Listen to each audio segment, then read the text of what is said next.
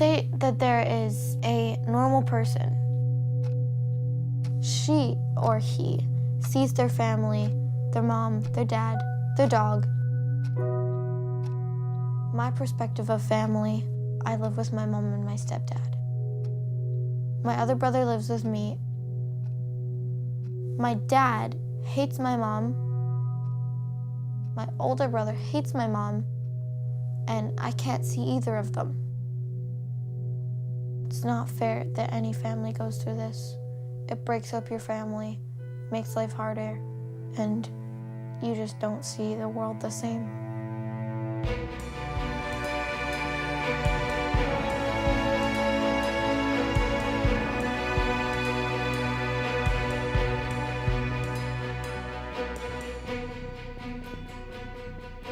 Every 60 seconds, a child loses contact with one parent permanently because of what's going on in the family court system. One parent gets to be a parent, and the other gets to be, at best, a visitor, and at worst, completely erased.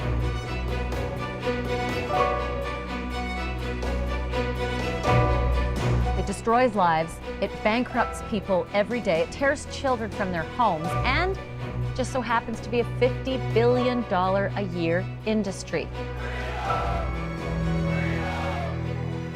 It's an epidemic that people don't realize that this country and other countries are going through. Nobody wants to talk about it until it happens to you. This isn't a father's rights issue. It's not a mother's rights issue. It's a human right issue.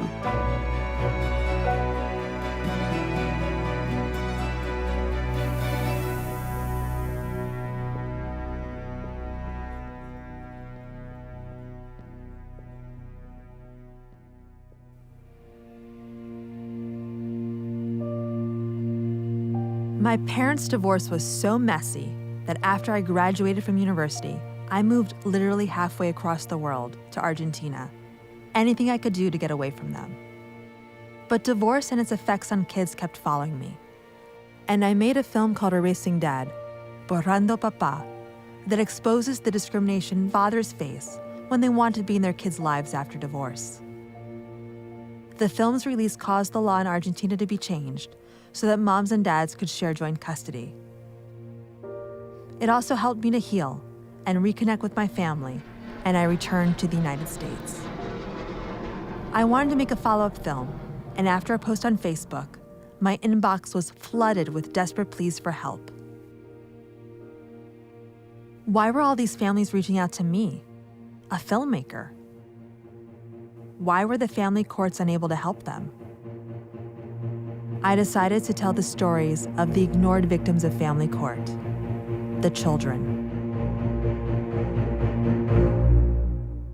I was only 5 years old. One day we're all good, we're all happy, and then the next is like, oh, my dad's no longer in the picture. I didn't really know what was happening at the time. My first memory that I have is my parents fighting. I have more bad memories than good memories. The day my dad moved out was extremely hard. I was crying all the time.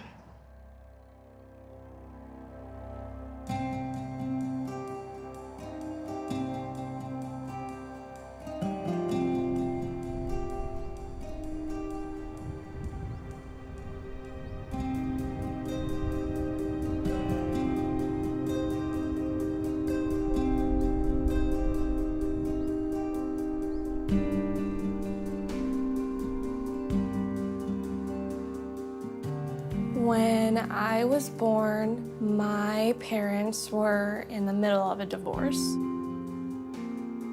So the first time my dad saw me, I was in my grandma's arms in a courtroom.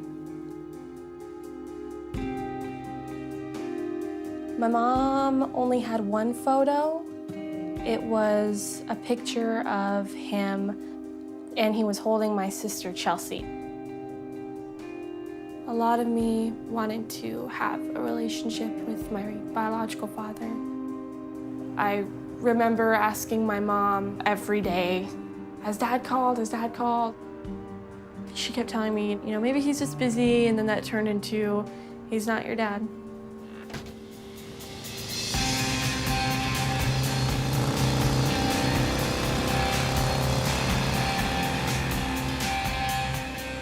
I was informed that basically he was poison to me and he would manipulate me if I was ever in contact with him. When I was reading the divorce file, though, there was a lot of things I didn't know happened. There's flaws in the system. I've never known a life where one parent wasn't missing.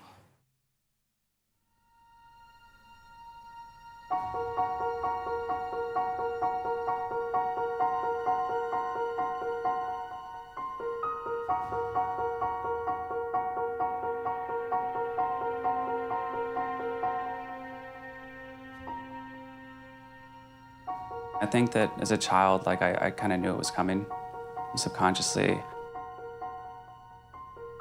You know, there's moments that I have flashbacks where I could see, you know, the door close. I could be standing in the hallway, just hear them screaming, so I just kind of disappear. So when my parents got divorced, I was 12 years old. My father was like, pack your things. We're gonna go, you know, visit your grandma for a little while. When they left, he pulled him out of school, and I didn't know what to do. I was so overwhelmed with what was going on. I was living up in Pennsylvania because I was in the military. They ended up in Virginia.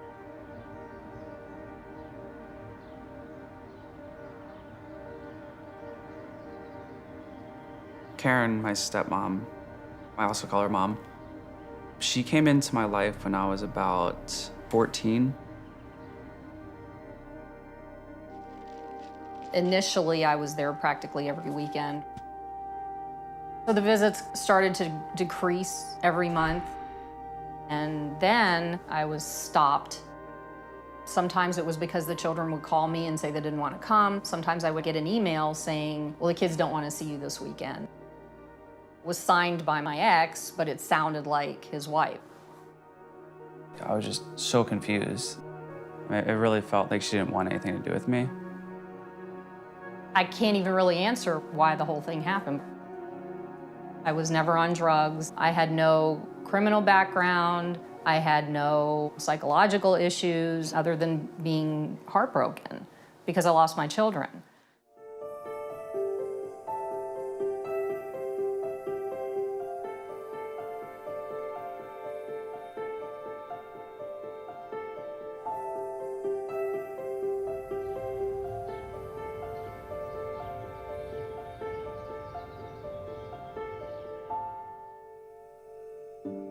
Me and my older brother had a really good relationship most of our lives. And we would play video games together, and everything was normal, like a normal sibling. My older son always looked up to his father. My ex-husband and I separated, and at that time, my son realized that if he didn't side with his father, likely he wouldn't have his father in his life. So he had to choose mom or dad. And I think it was a survival mechanism, and he chose his father. It just seems like one day out of the blue, he's just angry at her. He would come home from their dad's and say I was horrible and demand whatever their dad wanted at the time. Then he would always say, like, I want to kill her. That wasn't my son, but he was being so influenced that that's how he had to act towards me. Oftentimes she just starts crying on my shoulder, but I don't know how to help her.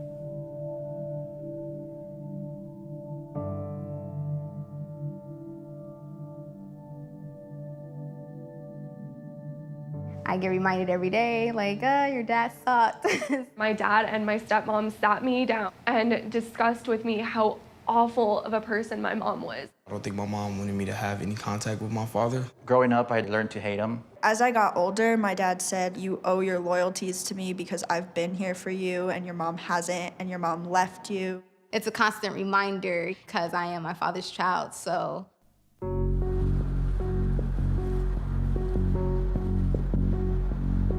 I began studying parental alienation approximately 3 years ago. I started looking around to people who have been affected by this on Facebook groups and support groups, and I didn't get any answers. I thought it's time to put some serious scientific attention to this problem. Parental alienation. The set of behaviors that a parent will do to try to distance their child or hurt the relationship between the child and the other parent. Okay, so these... It can be very subtle. They can refer to the other parent in pronouns, completely undermining their role as a parent. The custodial parent really colors the way that child perceives events. Obviously, you trust and love your parent, and you want to believe that what they're telling you is correct. That child is then expressing and parroting back what they're hearing. How many of you have had it happen to you? Just by a show of hands. That's about, I'd say about 40%. I ask this of every class that I teach. It's heartbreaking to me to see how many of you are dealing with this. I was trying to estimate the scope of the problem, and we conducted a poll in order to do that. 13% of these adults reported feeling alienated from one or more of their children, and what that comes out to is over 22 million American adults are feeling like they are being alienated from their children.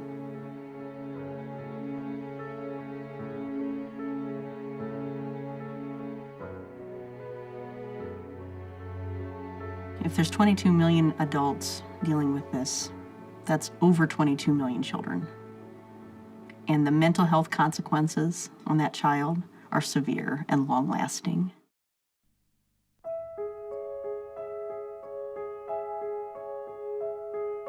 I therefore find that X is an alienated child and that he has been alienated from his mother by the words, actions, and behavior of his father.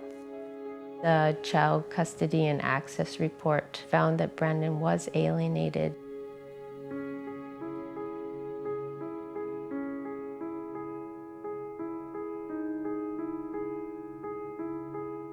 I knew something was wrong before that. I just hadn't heard of a name for it. The judge did take away Dad's access for a month as sort of a warning because of behavior that was going on. So the judge was really swift in his actions.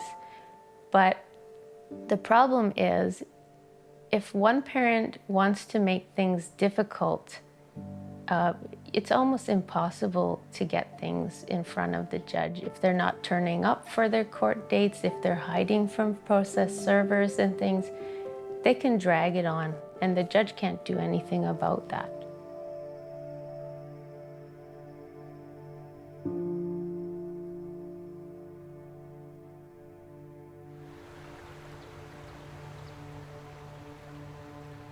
I've went to about 4 counselors.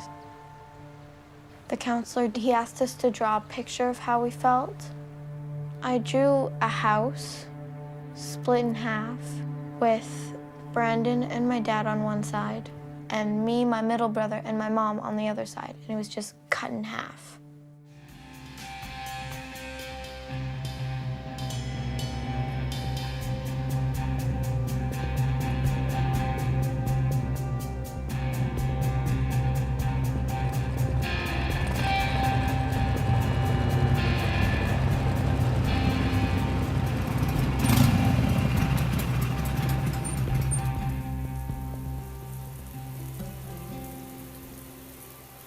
I ended up leaving high school in my second sophomore year and went to beauty school at 15.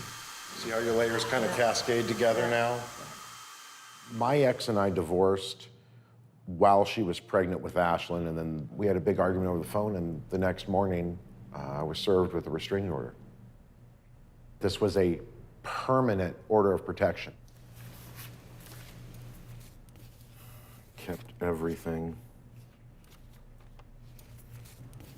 It amazes me that I go through all of this, and nowhere in here does she say I'm a bad father. Our divorce is our divorce. What we went through, what she did to me, what I did to her, what our relationship was, has nothing to do with our children.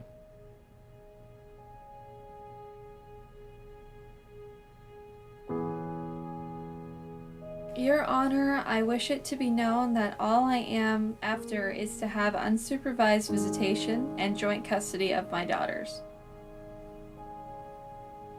My children are very important to me, and I am very important to them.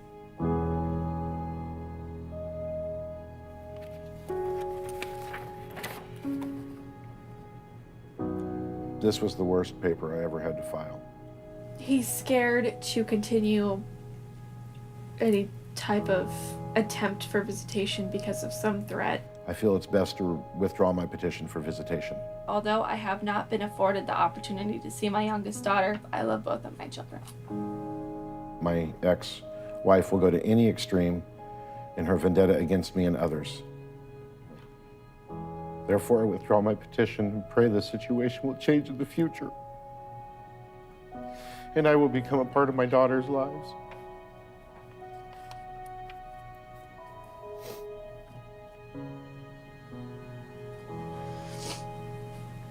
It's just hard because you're, reading a letter that your parent feels hopeless.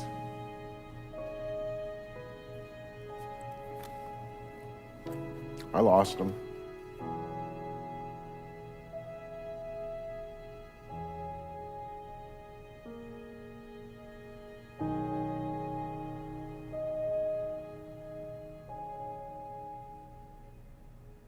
Here, I don't know when's the last time you've seen this. Peanut head. I mean, they're just pictures of his life. Look how cute you were, though.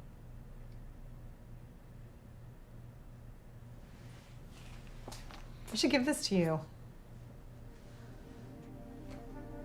We had a good 4 years where we were just extremely nasty to each other. It was almost like this enmeshed situation through a divorce where it was like team mom or team family in Virginia. My family started asking me about the divorce and my choice. I felt like my support system was right there in front of me, so it was a pretty simple answer at the time. You can always look back at a situation and say, oh, I probably could have done this and, been a little nicer about it or welcomed her more, but had better conversations. But no, I think she disappeared on her own.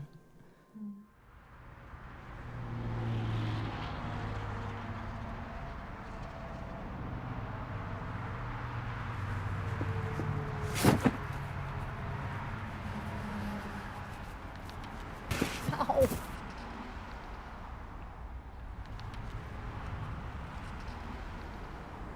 This is a transcript of when I went to pick my kids up. I rolled down the window, asked Rick if the kids are going to get in the car. And he said, that is up to the kids. They can decide what to do.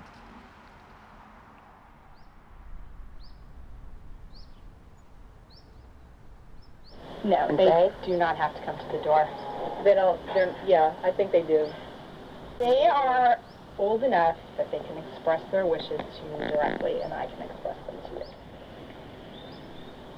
I'm not the one who's telling you you can't see them, hon. It's not me. It's never been me. It's them. Really? Okay. You ready to go? Sure. All right. Cheerio.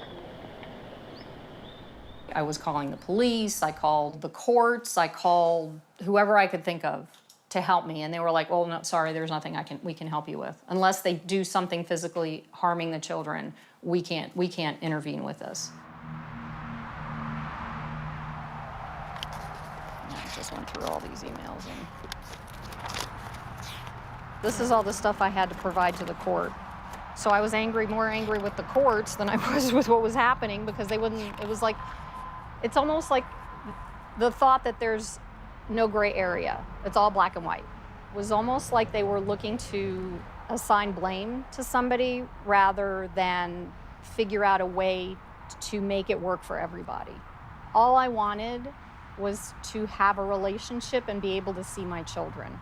And I felt that there had to be a better way to do this, and what I was experiencing was not it. I think it was about 8. There was a custody battle that happened. When the divorce was final, I saw my dad every other weekend. It was supposed to be 51-49, my dad to my mom. Eventually went to I was only living at my mom's. My mom hired the most expensive lawyer to make sure that she got sole custody.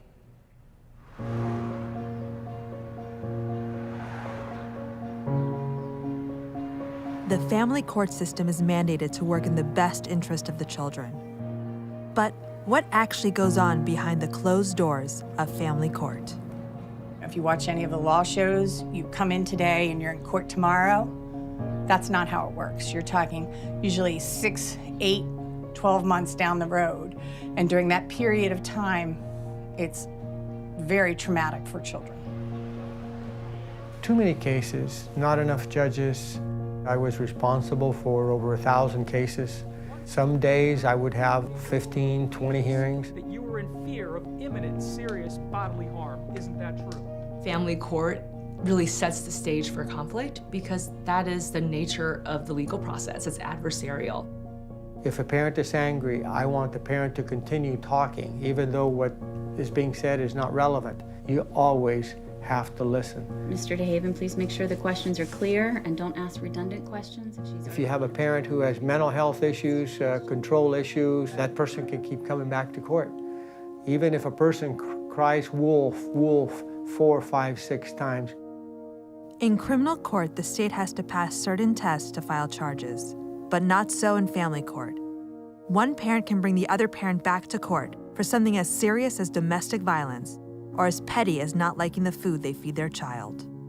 Family court doesn't have to find a parent guilty of a crime, only that the other parent is the better parent. So evidence standards are much looser in family court than in criminal court.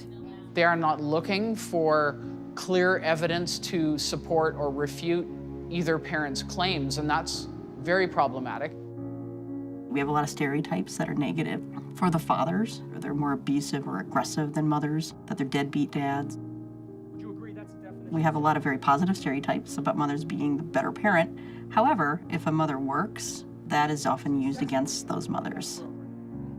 The other pattern is that the father will make the mother look like she's crazy, and everybody looks crazy in divorce. While the courts are mandated to work in the best interest of the child, nowhere in the civil code is this term defined. So judges, custody evaluators, and psychologists can make findings based on opinions that they don't have to justify or show scientific evidence to validate. Approximately $28 billion has been an estimate of how much this costs a year for family court involvement. It's to psychologists who have to get assigned or appointed by the court to make an evaluation. They get paid thousands of dollars. Expert witnesses that parents have to call. It's an industry because all of these pieces play a role. I've had at least 4 or 5 counselors and doctors, 3 or 4 lawyers. It's cost close to $1 million. Because it is civil court, you have no right to an attorney. This presents a barrier to families who can't afford to pay for one. The attorney I had didn't want to do his job because I wasn't able to pay him in full. He could have talked about the parental alienation and said something referring to that, and he didn't say a word because I couldn't pay him. I had nobody. And on a $600 a month income, can't afford anybody.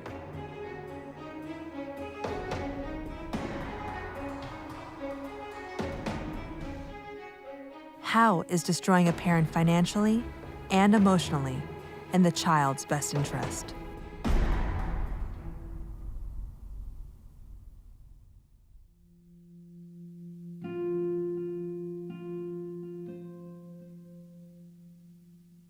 Nothing I said mattered. None of the evidence I brought forward mattered. The judge wouldn't even look at it.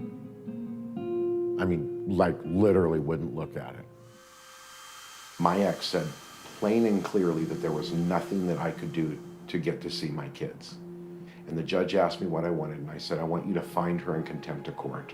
And the judge wouldn't do it. He said, that's the children's caretaker. And I said, what am I? And he goes, you're the financial support.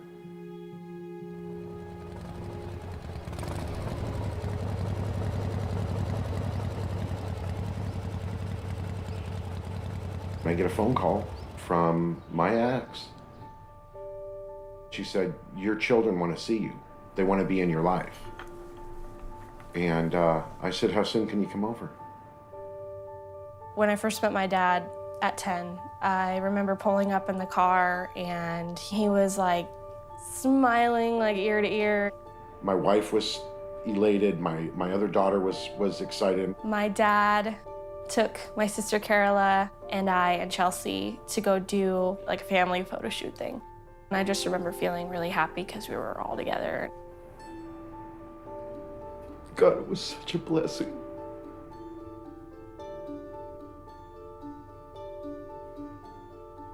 It was actually a very good visit. We met at a park, so they were able to play on the toys and feed the geese. I knew he was somehow family in one way or another, but it's like I didn't know him. It didn't really feel like a father-daughter thing because I didn't have that sort of connection with him. I think I was 4. They got to come stay for a little bit. We used to play Polly Pockets together. He made me feel very secure about every issue I ever had growing up, wondering where he was. He got a tattoo on his back of my birthday, and I was informed by my mom and my stepdad that that tattoo got removed, and it hadn't. The visits with my dad ended kind of abruptly. My ex said, you know, with what they take out of your checks for child support, I know that you struggle. And I would like to help with that. So I have an idea. The last time that I remember seeing my dad, he was signing papers.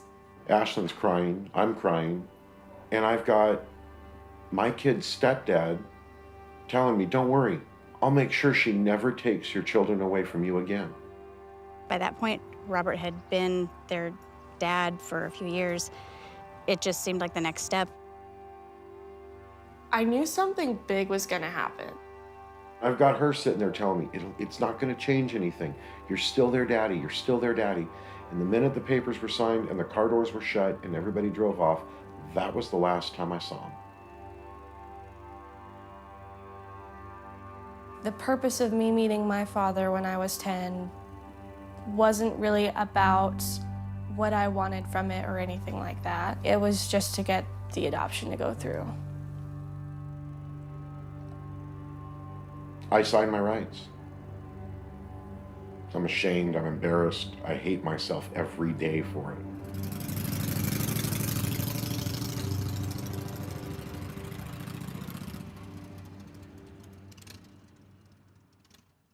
It sometimes felt as if my parents wanted me to choose sides. Like, they'd be like, what do you think? They basically left it up to us whether we wanted to see him or not. To pick a parent at 5, I probably wouldn't know who to pick at all.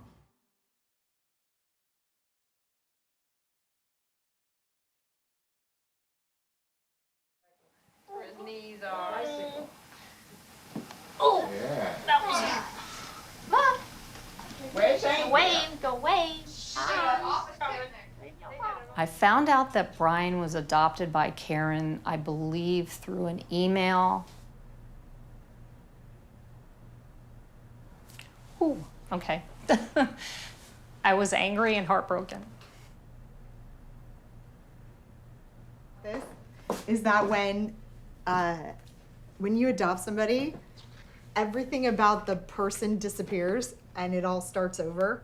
I think she was like much more like making a bigger deal than I was. She was really excited and felt like she was like pretty nervous, or maybe a little nervous to ask me. So on it says certificate of birth. Like, I gave birth to you on this day. That's how this is written. Like, it wipes everything else out before that, and now this is your legal document. So if anybody searched your birth, this is what they would see. They would see that I am now on your birth certificate as if I gave birth to you. To me, Karen was mom, and it was important to her. It's like that never happened, and this did. It's an interesting way to make look things at happen, it. yeah. Right? Yeah. I really didn't even think about Caroline at the time.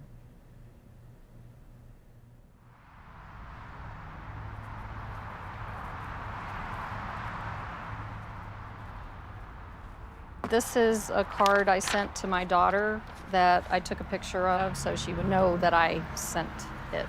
And I did that with many cards that I sent them. This was a photo that was taken when she was little. Oh, God. All right. The adoption paperwork for Katie. I received an email from Karen saying that Katie wanted to be adopted also. By that point, she wasn't talking to me anymore, really. She didn't want anything to do with me.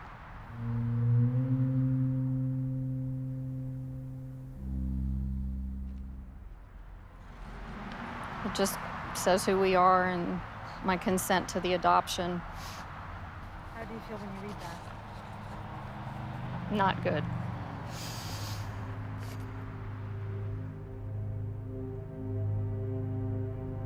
My daughter testified on the stand and said that she didn't want to see me.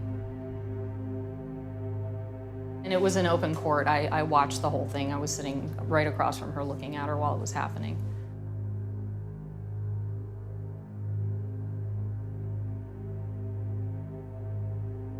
As soon as society and the legal system starts to ask a child, who should you choose to live with? Who would you like to live with? Then right away, they are asking a child to make a choice about who's a better parent. And that means one parent gets to be a parent and the other gets to be, at best, a visitor, and at worst, completely erased.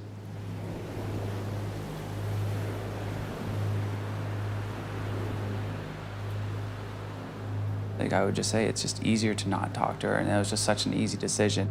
And in reality, there's no way that a decision like that could have been easy. So in turn, that's how I started building my walls. They're like screw you walls, like no one's getting in here. As a kid, we just don't want the stress of having to figure all this out. I think the parents a lot of times aren't even conscious of the conflict they're creating for the child or the way they're manipulating them. One of the concerns when you interview a child is they come into a stranger's office in an uncomfortable setting. They've been brought here by one or the other parent. The other one's sitting out there. They feel incredibly conflicted. And so I don't know that we get accurate information from children when they come in. I just want to see my mom. Sophie, do you want to go see your daddy? Can you tell me why? Because I don't.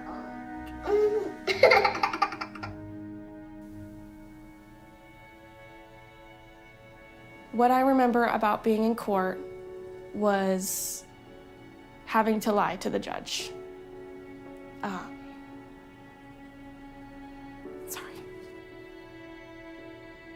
I have one case that sticks in my mind where the child wrote me and told me that all of the things she had complained about in detail had all been a lie.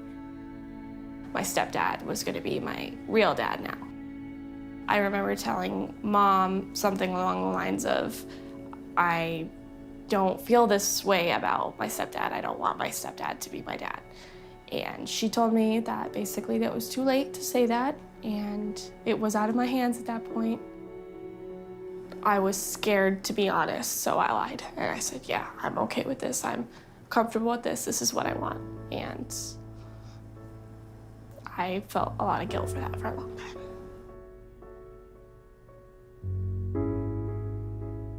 Like, it was my fault that I felt that way because I should just rewire my brain and think the way they think, which was that I shouldn't have a relationship with him.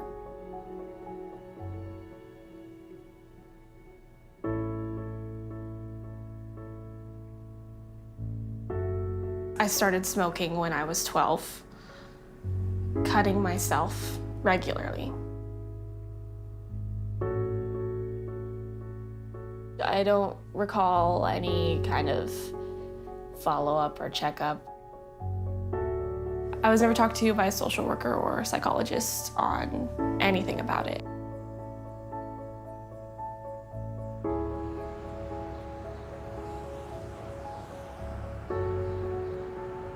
I had a boyfriend I had a talk with him one day about my situation with my father. She just felt like she couldn't really talk about her father, Dizzy, around her mother and her stepfather. And I just gave her somebody in her corner to fight for her decision on whether or not she wanted to pursue it. The worst thing that could happen is, you never talk to him again, but the best case scenario is so much brighter than that,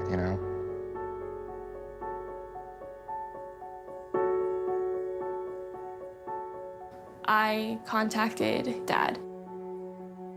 I was on the phone with my dad for the first time since I was 10, and it was like the most crazy feeling.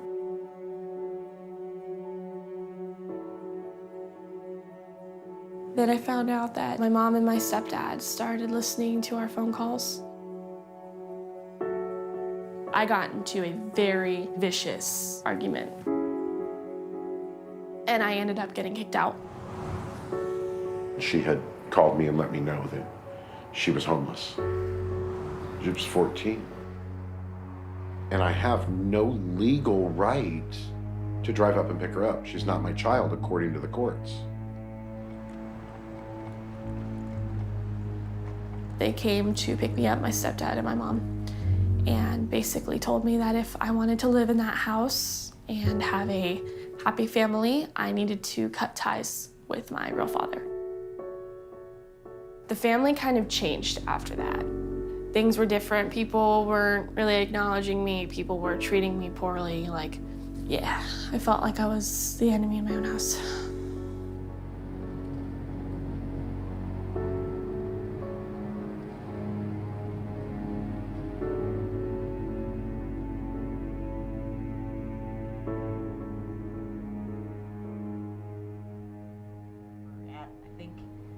About 60 or 70 of these interviews. Just like with domestic violence, people blame the victim. What did this parent do? They must be doing something to make this child not want to see them. It shows an ignorance of what human development is like and the power that a parent has in that child's life and how they perceive the world. This child has been brainwashed. They hate that parent, or they inherently don't trust them. They don't like them, and they don't have a good reason for it. My dad had my brother snoop through my mom's paperwork. And I got to the point where I resented going with my father. I would yell at him. I would say, I hate you. Why are you doing this? It was always ingrained in me that my mom was the enemy and that I shouldn't want to see her. And how much of a liar she was, and all these terrible things about her that I knew wasn't true. What goes through the mind of a child trained to hate a parent? We talked to Candace, who was brave enough to come forward. I became deeply fearful of my dad. Iranian culture is not exactly popular in the United States, and my mom showed me that film Not Without My Daughter. We're not going back, we're staying here. I want us to live in Iran. And told me this is what your dad's culture is. They're all kidnappers, they want to steal children and hurt women. She really wanted to erase our identity. It was really a very slow process of conditioning me into accepting statements that I otherwise would not have believed. My dad would go to hug me and I would reject him. And I confronted him every chance I got to scream and yell at him about why he was a bad person, why his culture was so bad, and rejecting everything that made him him. When I was at his house, when he would manage to get visitation, I would go through his papers. I knew what I needed to do when I was around his information, and that was to steal it and give it to my mom so she could get him fired and this and that. And that's what she would do. She would call these companies and make accusations pertaining to his national origin. That's one of the hardest things, because there was a lot of abuse in my house growing up with my mom, and those scars are there, but the scars of guilt are just as powerful. And I can't take it back. I can't get time back. And no matter how many times I tell myself or someone else tells me that there was nothing I could do, that I was going to be powerless to this campaign of denigration, and thinking, I need to tell somebody.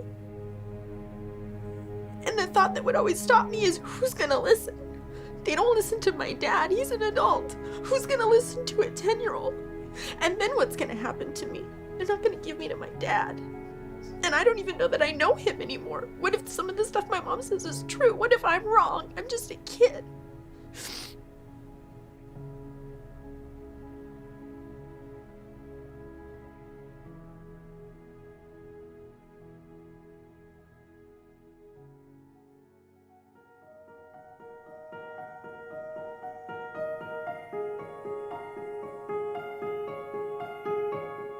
After half a decade in family court, a drastic ruling. No contact between the father and any of the children until family therapy had been completed. As the courts often don't diagnose alienation, the judgment made the local papers, which published the entire 120-page ruling.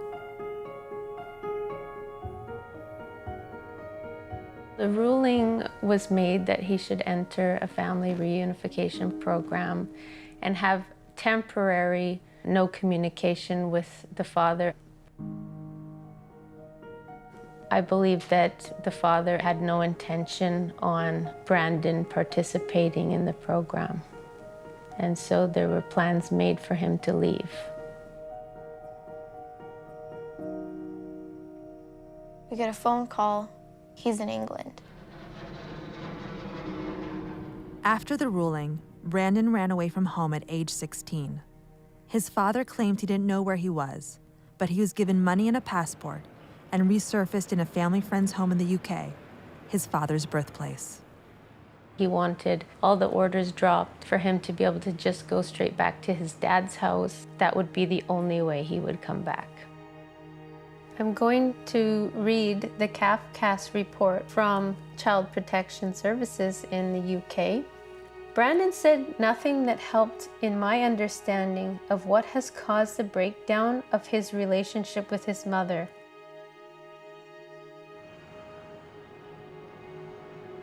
The judge in England decided that he could stay there and he would be made ward of the court and that she could not force him to get on the plane to come back. What a stupid judge. Like, you basically just ruined my life.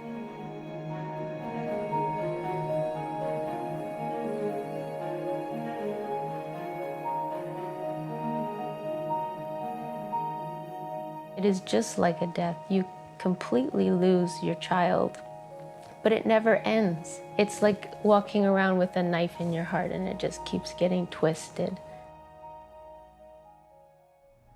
My sister was very similar to my mom, and she became very angry and hated my father. Growing up, we never had that relationship as brothers. My dad basically took my little sister away, and he moved away. I haven't seen my brother probably since I was 1.5 or 2.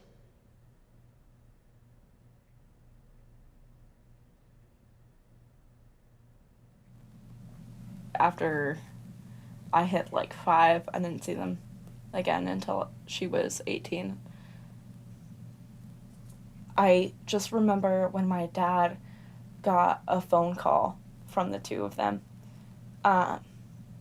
orchestrated by somebody else, saying that they didn't want to see us anymore, and I took it personally. I had this like permanent idea that my sisters didn't want to be in my life. I tried to reach out to Chelsea on like 3 separate occasions, and she told me she didn't want anything to do with me. Did she give you a reason? She didn't give me a reason. I never knew that.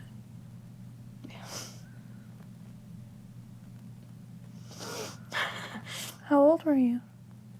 It's 10. I never knew that. Sorry. It's okay. What did your message say? I'm Carla, your little sister, and I miss you.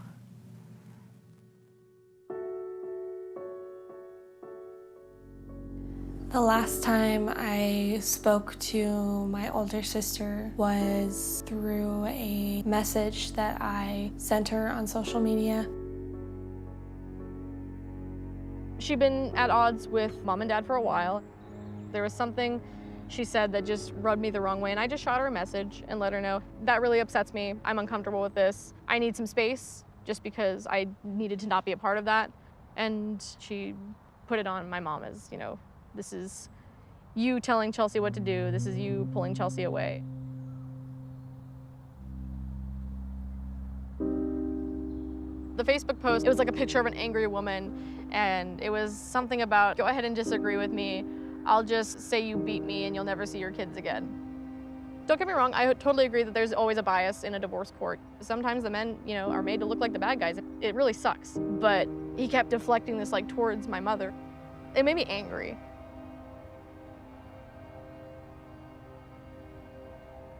And I let him know, you know, hey, I don't appreciate you talking about me like this. I don't appreciate you talking about my mother like this. You know, I'm my own person. I have my own life up here. You know, I have Robert who's raised me, and I consider him my father, and I'm sorry, but that's that.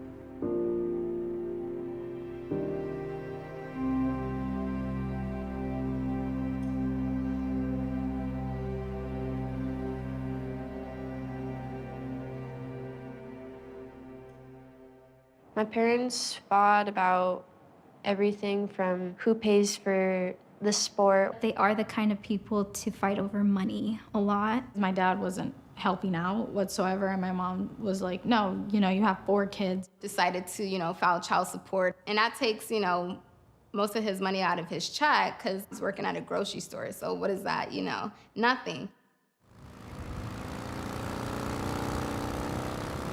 I was childish, immature, and angry. You're not going to let me see my kids, I'm not going to give you the money. And it took them about 3 or 4 months to find me and garnish my wages. And I got $12.45 that paycheck, $2.05. This is my favorite. I got a paycheck for 0. I paid her off, and now I'm paying California off.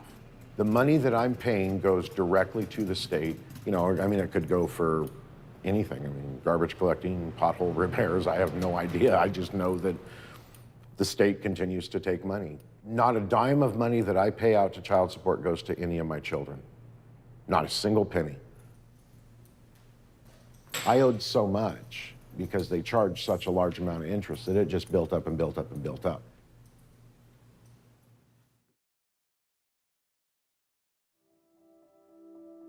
Dizzy isn't the only parent who found himself in debt to the child support system. The child support system can lead to parents being erased. Child support creates a financial incentive for parents to fight for more parenting time. In many jurisdictions, more custody time means more child support, with even one extra night making a huge difference. States also earn more federal dollars to enforce child support. And if shared parenting means no child support, then there is a disincentive to grant joint custody or to make it the default option. A parent can lose their driver's license, passport, and even be incarcerated for not paying child support. But because it's civil court, you have no right to a public defender. And the worst part? In many cases, the support doesn't go to the kids. The state keeps flat fees, percentages, interest payments, and will hold on to all of it if the custodial parent receives welfare. The billions of dollars spent on child support enforcement could be spent on programs that help families, like mediation, mental health services, and enforcing custody orders.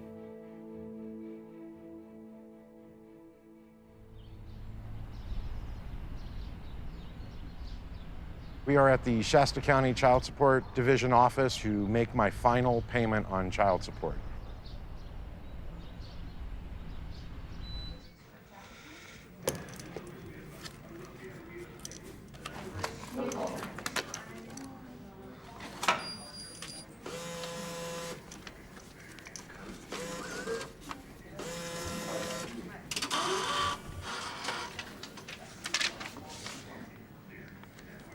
That's it.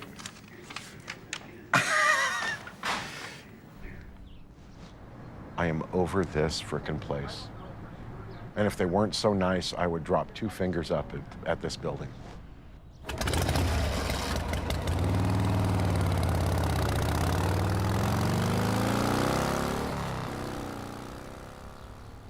No one comes out saying, I want to be a bad parent. I want to be a bad dad. Life circumstances, as well as things that happen to them, do that. And most of that is about economics.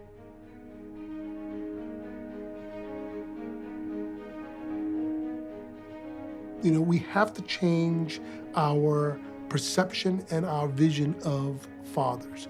The idea of the deadbeat, especially the deadbeat dad, is an outdated and incorrect idea. Anybody in here want to share a situation where they're paying child support, but they're not able to see their children as much as they would like to? All in all, for all my kids, I pay $1,175 a month in child support. And I have seen my twins 2 times in 9 months. I wasn't able to really put up much of a fight in court because I was making $30 every 2 weeks. These fathers are not deadbeat, they're dead broke. When I speak to some men who vent their frustrations about the child support system and why they're angry, I explain to them that child support is a business. If you don't pay your child support, you're gonna go to jail.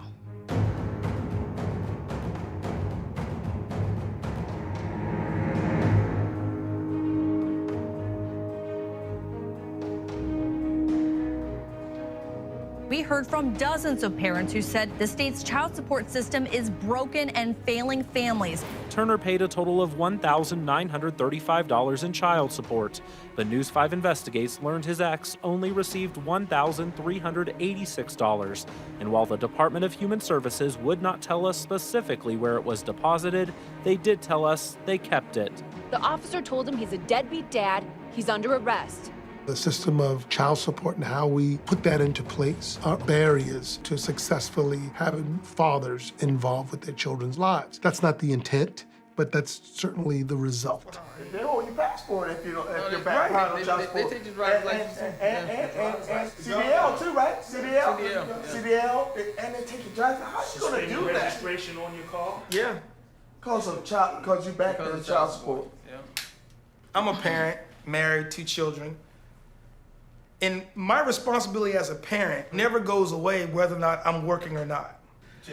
You can't have a child and not take care of your responsibility. When it came to Walter, my brother's situation, my mother them had rescued him several times.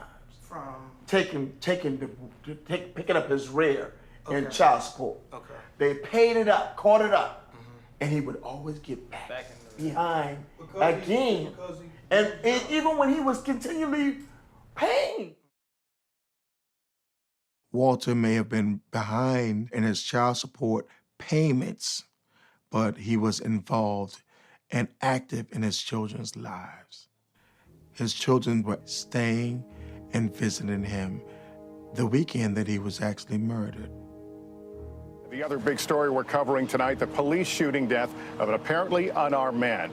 Today in North Charleston, the anger boiled over. We just want this thing to change where no other family would have to suffer the way my family is suffering right now.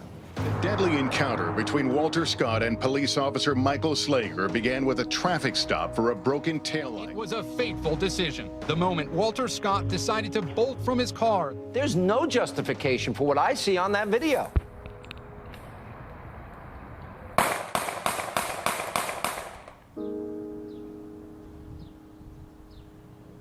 I don't know why Walter ran.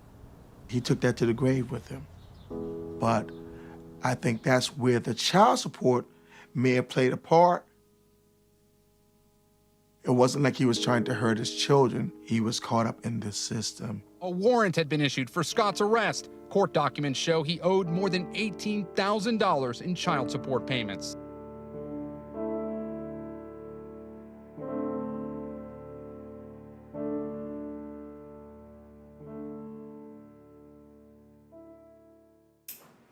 Can you get a court-appointed attorney to represent you in a child support case? No.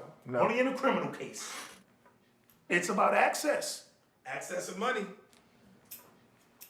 But does the judge give the father information about what his rights are as a father. Like 40 people in there, he moving cases in and out. He ain't got time to educate you. And you have no idea that you could get joint custody, shared custody. That's not their job. The ultimate goal in family court should be what? The child's best interest. To preserve the family. Yes. But if the dad is not in the child's life, how's that preserving the family? Because I don't think the current system is created to preserve family. No, it's not. I think the current system is created to make it more punitive to parents.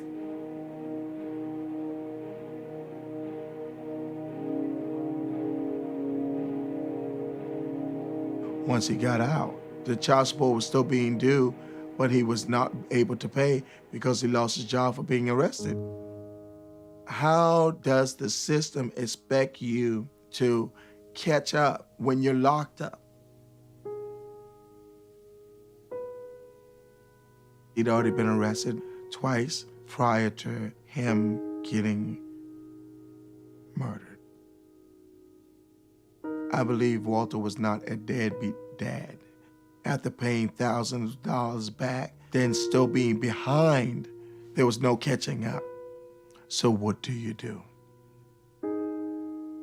I don't think a man should have to die or feel so upset about the child support system that you don't care and you're gonna run for your life.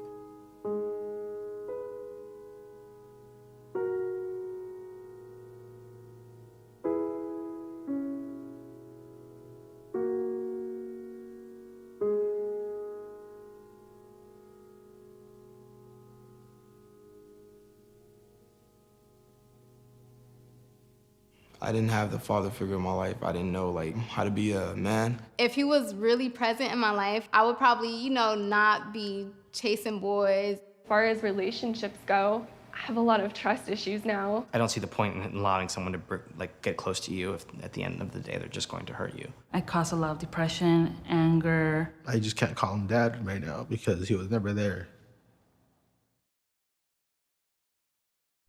How would the lives of these children have been different if the courts assumed that both parents should be equally involved?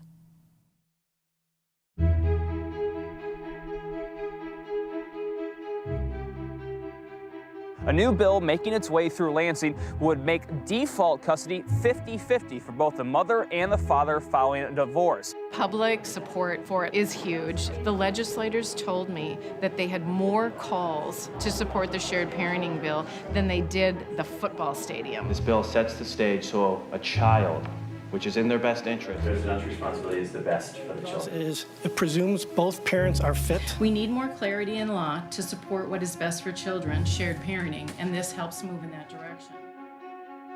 In any family, whether it's a man and man, women and women, it doesn't matter. There's a yin and a yang, and that's what makes a family work. Put in there your research.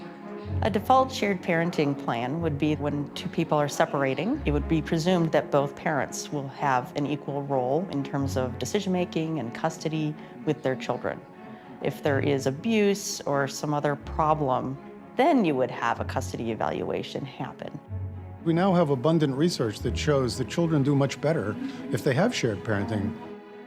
It's even more important for children who are going through divorce to have a healthy relationship with both parents because it buffers them from the conflict. We just assume that children who move 50 times a year would be more stressed than those who live only with one parent. The packing did suck, but I got to see them every other week, and now looking back, I appreciate it a lot more.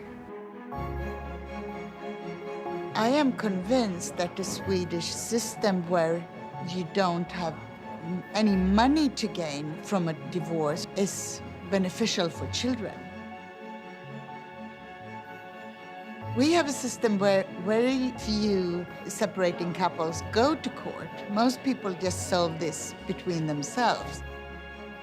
We have this form. It's an agreement that we share the custody of our son. You just print it out, sign it, and send it. We don't have to go to court or hire a lawyer or anything to do this.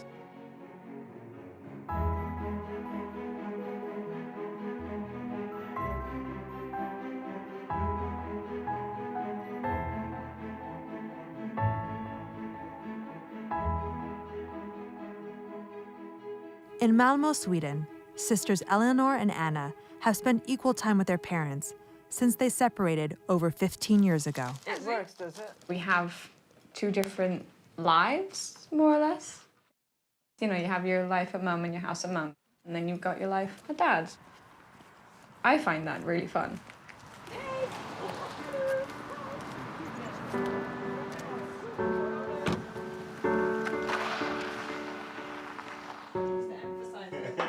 Hungry. The 21st. In Sweden, it's not really a decision. It's very hard to remove the guardianship from one parent.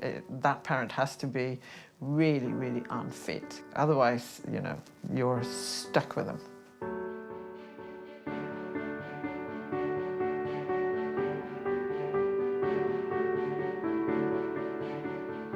What parents discuss in Sweden when they split up is how the children should live more than money. It's obviously not perfect. If one of the parents doesn't want to cooperate and makes it difficult, then they're always going to do that. But if the basis of the law is going to be split evenly and both parents are going to be involved, then at least you have a better starting point. Think about the child. It's not just what you want, it's what they're going to grow up with and what they're going to have. And this is their life too, it's not just yours. Great news is also that if the marriage itself was more conflictual, but you learn to get along better afterwards, kids do much better. If default shared parenting became the norm, the legal system could be more focused on things that really are significant, documented child abuse cases. It would be wonderful if people thought this is sort of where we're starting, and only if we prove that we cannot do it, that's when we have to move to this adversarial process. It would really change the face of how people manage divorces.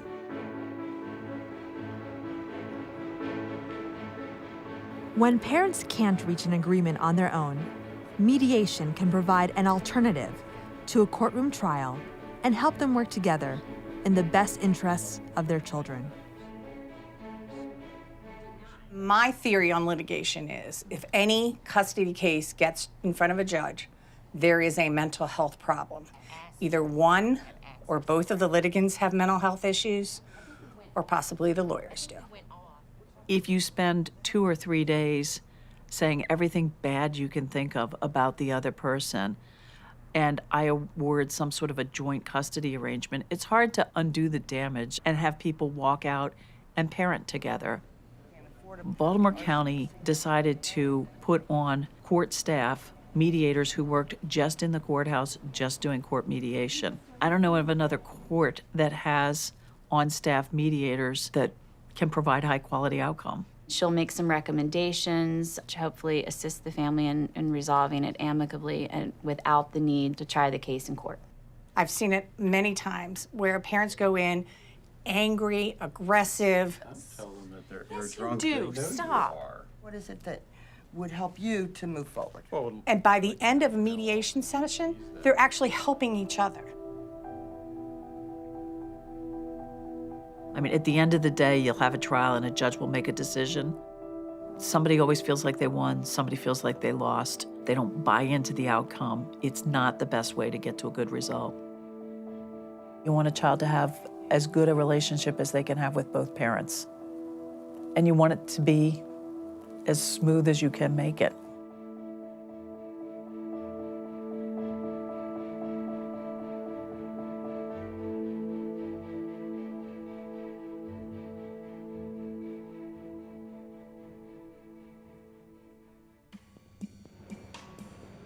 There's a lot of incentives to keep things the way they are, particularly by the American Bar Association and other folks.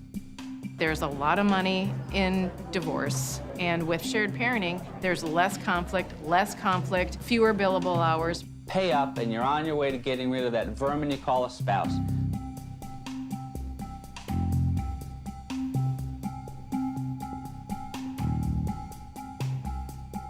There's very real potential for this state to lose federal funding, and I'm talking millions, possibly hundreds of millions of dollars. This issue has not been addressed by those in favor of this law. What's in the best interest of the kid is not to worry about how much federal dollars we're going to get for food stamps in this country.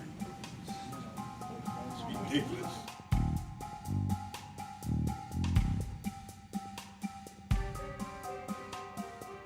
I represent the Family Law Foundation. The foundation is respectfully against the bill.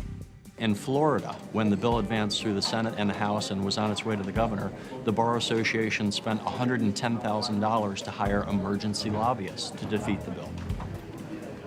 In North Dakota, they've been sued and lost because they misused $70,000 to run an advertising campaign against the shared parenting ballot initiative.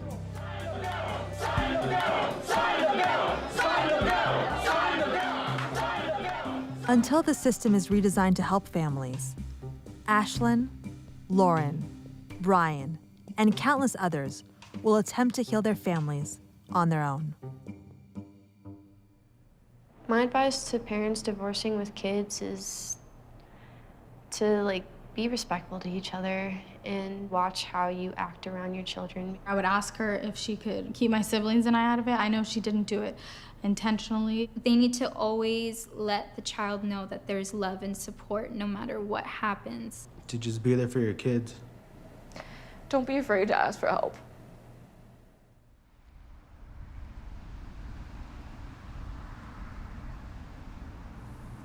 By the way, I have a new line of essential oils I'm carrying now, geared for beards. I was right in the middle of doing hair color. I turn around and here's my wife Kelly and my other daughter Caroline, and then I saw her. And he dropped his hair dryer and just ran to me. And we both started crying, and the whole salon started clapping. Like everybody knew the story. It was like a scene out of a movie.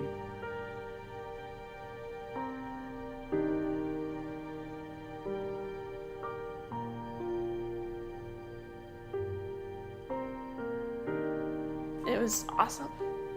It's probably one of the best moments of my life.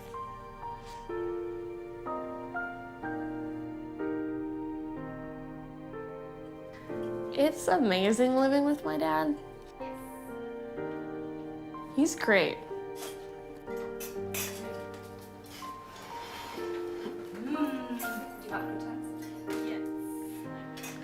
He is someone that I can always talk to.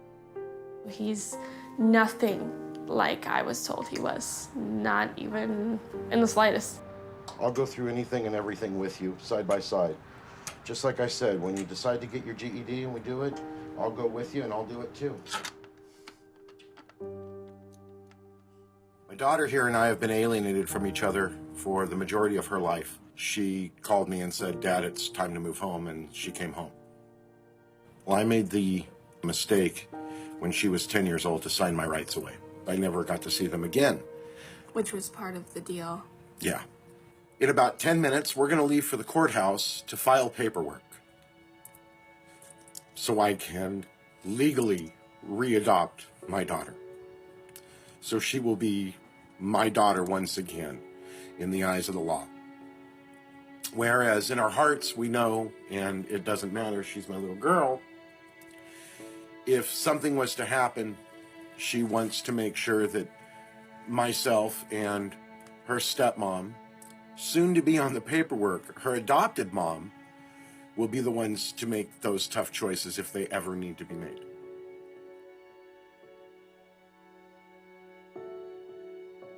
I think she's always gonna be my mom, and I'm always gonna love her.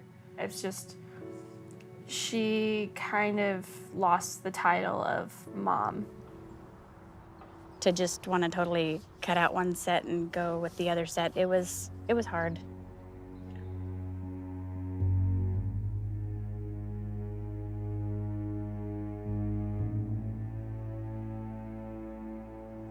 After a while, I felt like since I had kind of done a similar thing, maybe I just need to back off and give it some time and go from there.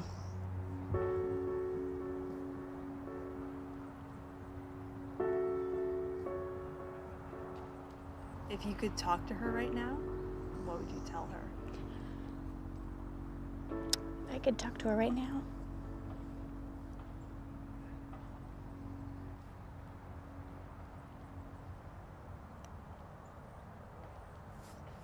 don't even know what I would say. I'd just be so happy that she's talking to me.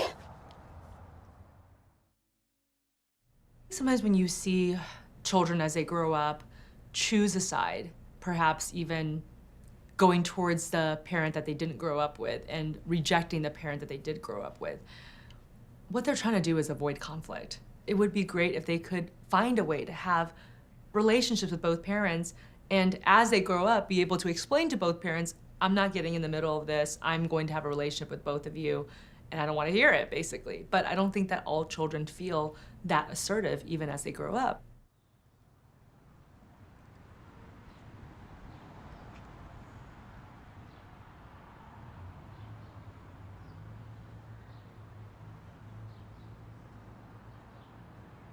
After a decade together, Brian's dad, Rick, and his stepmom, Karen, divorced. Once again, Brian found himself torn between two parents. I believe I was about 22 when Karen and Rick got divorced. For like the first few months, like of the separation, like I would flip-flop, like, no, my dad's right, so I need to stand by his side, I need to be loyal to him. Then I'd be like, Karen's right, no, I need to stay by her. I think after so many months, like, I realized, like, it was just tearing me apart. And that's when I was like, I'm not gonna deal with their shit.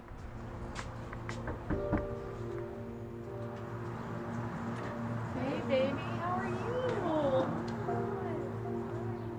I think that's probably why, like, I was able to have that relationship with Caroline as well.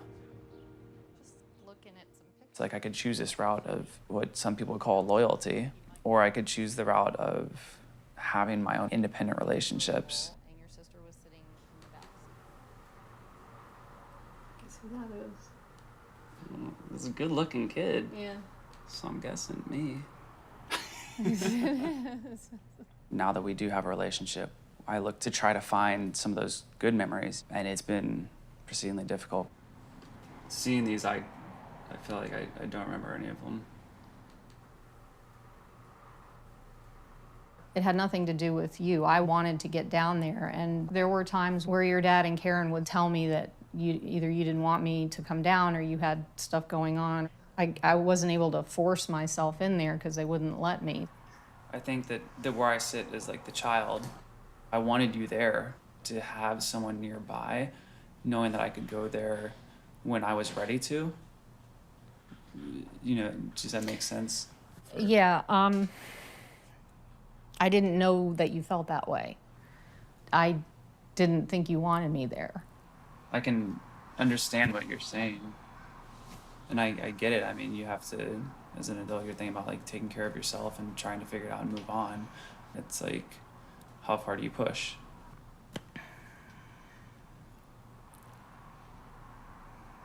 At one point, your stepmom sent me some pictures that we had taken with us in it, and she cut me out of the pictures and sent me the other part back with a note that said, thought you might want these, Kay.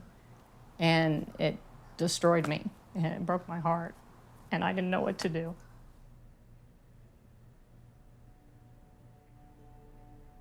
It's not like I cut her out of him, because obviously in the photo album there's lots of pictures of her. The people that I was with were just like, oh, we'll just throw them away. And I was like, no, that's kind of weird. Like, I'm just gonna send them back to her.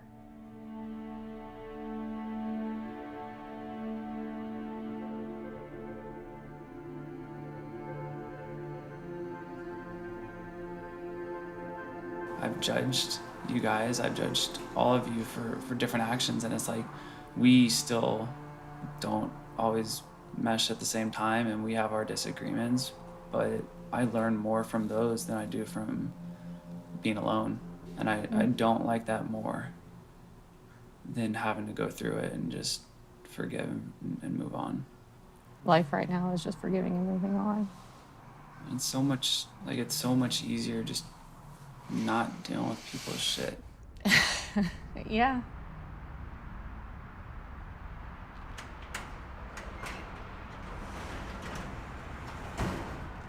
I don't know if I ever had a desire to win, because I didn't feel like I ever could. But I did have a desire at some point to be right. All that stuff doesn't matter anymore. What matters is where we're at right now.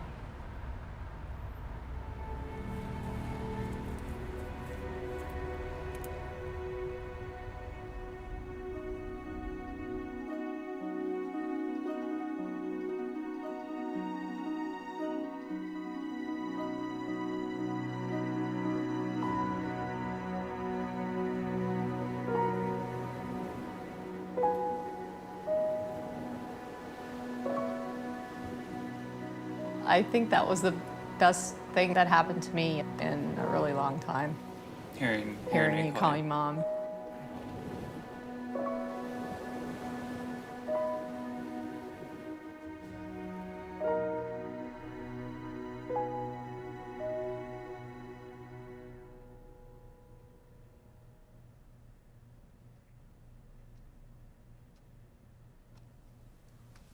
Why are you trying to talk to your brother so much if he's so rude?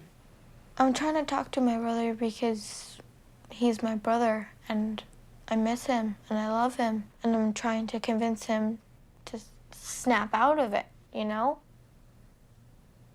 She feels like her only solution is to try and talk to her brother and convince him to come back.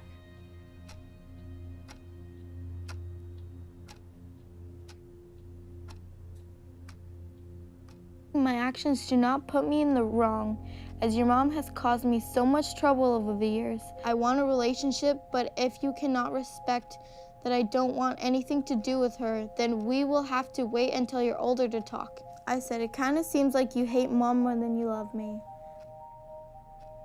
I did have to grow up a bit faster and cope with all of these big words like alienation. You can tell Mom that I now have this conversation of proof that you've been alienated against me. I think I might send this to my lawyer because I'm not alienated, you are. I said, why can't we just be normal siblings and talk about normal things? Even though we aren't normal, why can't we pretend like we are?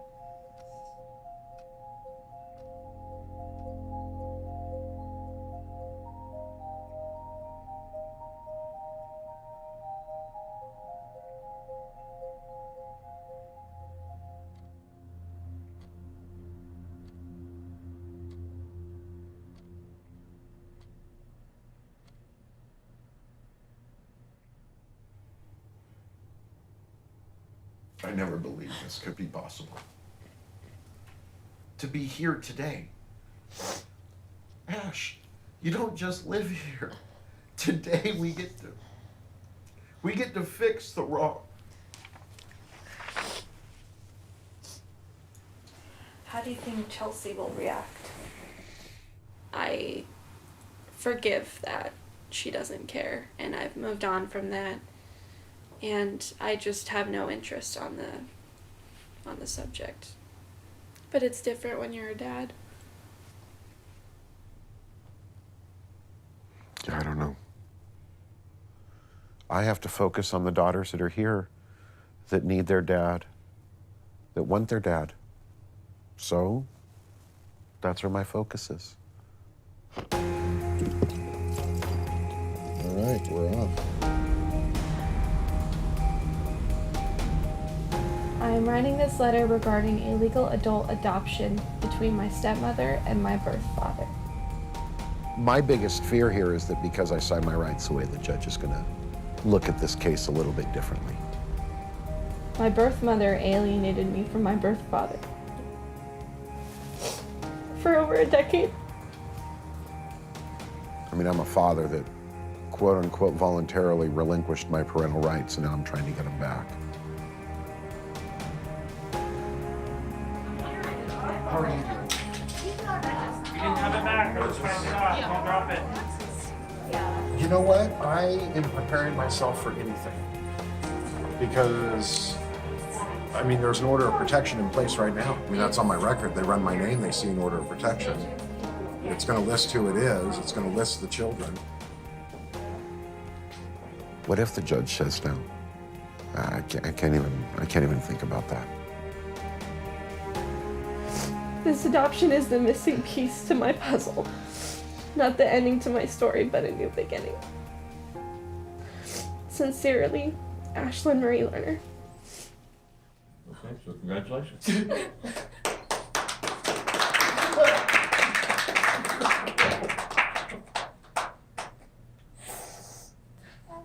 Thank you, Your Honor. I'm glad you all got back together. Me too. Thank you. Thank you. How about a picture? You know, I do recall this Lerner case.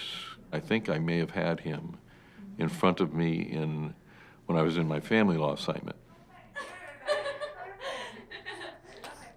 It was a very emotional adoption. I love him so much.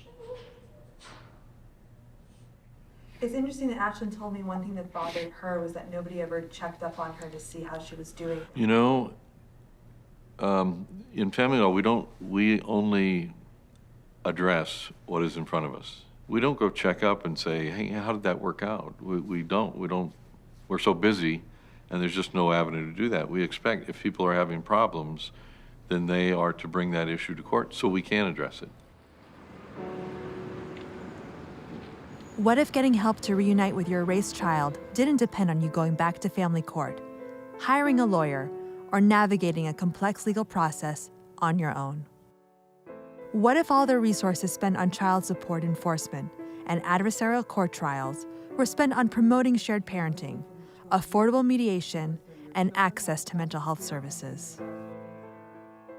Until then, children like Ashlynn, Lauren, Brian, and Candace are reaching out to erased family members on their own. With no help or resources, the results can be bittersweet. It's weird when I think about the fact that Ashlynn and I don't legally have the same parents. But I know she's still my sister. Filming these kids has taught me that even if a parent isn't perfect, and none are, erasing a parent does lasting harm. We need to stop assigning blame and start helping parents to be in their kids' lives. It has been 8 months since I've seen my children. It's been over 4 years since I've been able to hug them, hold their hand, or take their picture. I haven't seen my sisters for 4.5 years. I haven't seen my daughters for more than 5 years. I haven't seen you in almost 2 years. My son here, who's 3 years old, has not been able to meet his 2 other siblings. They went to me when I was a baby. We wanted to tell you how much we miss you. I want to let him know how much his dad loves him. I just wanted to share some of the pain that I felt. Te extraño mucho. I love them, and I'm here for them. We were best friends. Je t'aime beaucoup. I want you to come home. And I want to just see your smile again. And I'm sad to say I'm an erased mommy. I'm an erased dad. I'm an erased sister. And I do believe that one day we will reunite.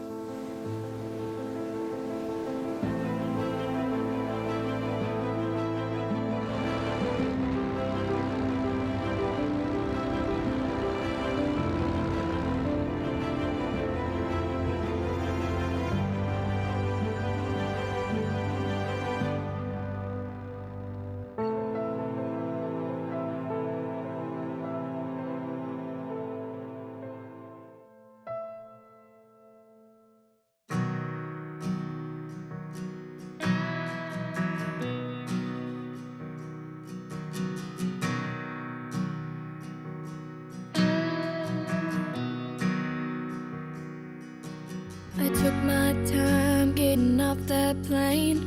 Thought to myself, is this a good idea or just insane?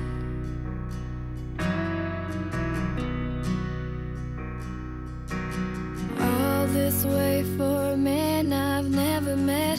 His name ain't even on my birth certificate. He's nervous too, I bet.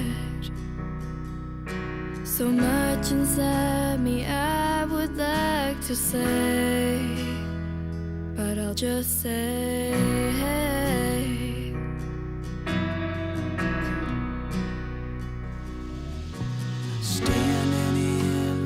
baggage zone. I couldn't feel any more alone. Is this the way she felt the last 18 years? Thinking I chose not to be around. I had no idea until she found me. And now she's standing here. I didn't want to let the words get in the way, so I just said, hey. Hey, I'm glad to finally meet you. Share my story, what I've been through, to find a part of me that I never knew. Time and distance seem so small now. Kinda takes my breath away. How much of me I see when I look at you. A new chapter in my life began today when you said, hey.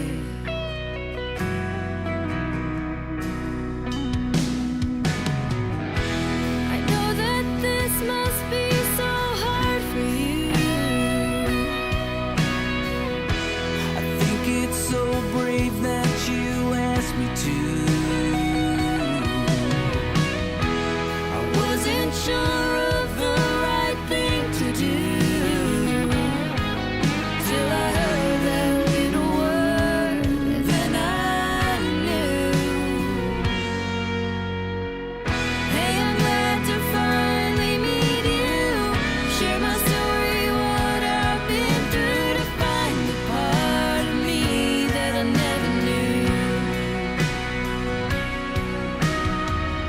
Time and distance seem so small now. Kinda takes my breath away. How much of me I see when I look at you. A new chapter in my life began today when you said, hey.